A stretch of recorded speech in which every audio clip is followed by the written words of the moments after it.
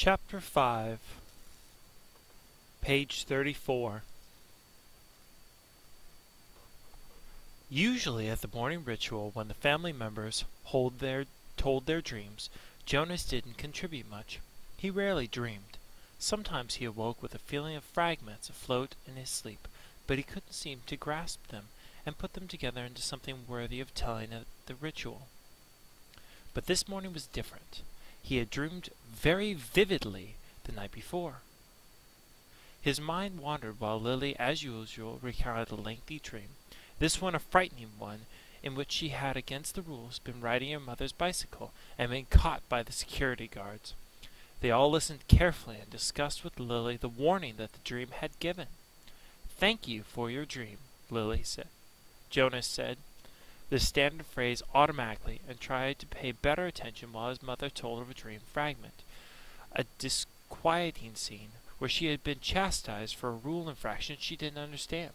Together they agreed that it probably resulted from her feelings when she had reluctantly dealt punishment to the citizen who had broken the major rules a second time. Father said that he had had no dreams. "Gabe?"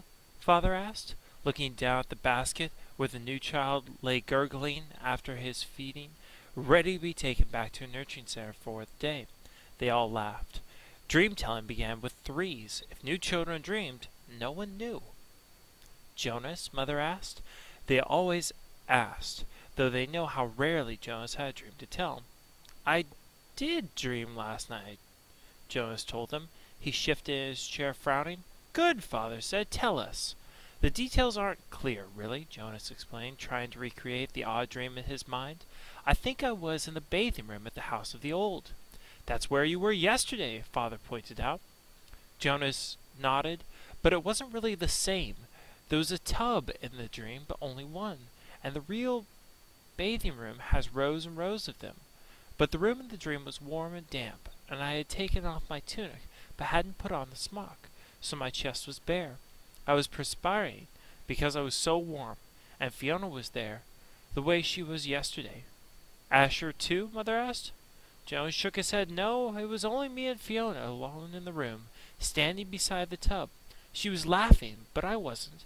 I was almost a little angry at her in the dream because she wasn't taking me seriously." "Seriously about what?" Lily asked. Jonas looked at his plate. For some reason that he didn't understand, he felt slightly embarrassed. "I think I was trying to convince her that she should get into the tub of water." He paused. He knew he had to tell it all, that it was not only all right, but necessary to tell all of a dream. So he forced himself to relate the part that made him uneasy. "I wanted her to take off her clothes and get into the tub," he explained quickly. "I wanted to bathe her. I had the sponge in my hand, but she wouldn't. She kept laughing and saying no." He looked up at his parents. "That's all," he said. "Can you describe the strongest feeling in your dream, son?" Father asked. Jonas thought about it. The details were murky and vague, but the feelings were clear and flooded him again now as he thought. "The wanting," he said.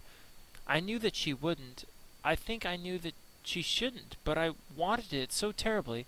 I could feel the wanting all through me." "Thank you for your dreams," Mother said after a moment. She glanced at Father. "Lily," Father said, "it's time to leave for school. Would you walk beside me this morning and keep an eye on the new child basket? We want to be certain he doesn't wiggle himself loose." Jonas began to rise to collect his school books. He thought it surprised him that they hadn't talked about his dream at length before the thank you. Perhaps they found it as confusing as he had. "Wait, Jonas," Mother said gently. "I'll write an apology to your instructors so that you won't have to speak for being late." He sank back down into his chair, puzzled. He waved to Father and Lily as they left the dwelling, carrying Gabe in his basket. He watched while Mother tidied the remains of the morning meal and placed the tray by the front door for the collection crew. Finally, she sat down beside him at the table. "Jonas," she said with a smile, "the feeling you described as the wanting, it was your first stirrings. Father and I have been expecting it to happen to you. It happens to everyone. It happened to your father when he was your age. And it happened to me. It will someday happen to Lily. And very often," Mother added, "it begins with a dream. Stirrings! He had heard the word before. He remembered that there was a reference to the stirrings in the Book of Rules, though he didn't remember what it said. And now and then the speaker mentioned it. Attention! A reminder that stirrings must be reported in the order for treatment to take place. He had always ignored the announcement because he didn't understand it, and it had never seemed to apply to him anyway. He ignored it as most citizens did, many of the commands and reminders read by the speaker.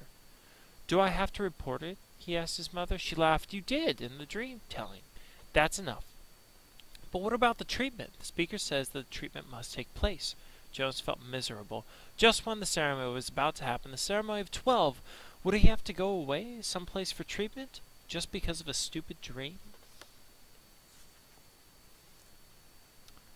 But his mother laughed again in a reassuring, affectionate way. No, no, she said. It's just the pills. You're ready for the pills, that's all. That's the treatment for stirrings. Jonas brightened. He knew about the pills. His parents took both took them each morning, and some of his friends did too. Once he had been heading off to school with Asher, both of them on their bikes, when Asher's father had called from the dwelling doorway, You forgot your pill, Asher. Asher had groaned good-naturedly, turned his bike, and ridden back while Jonas waited.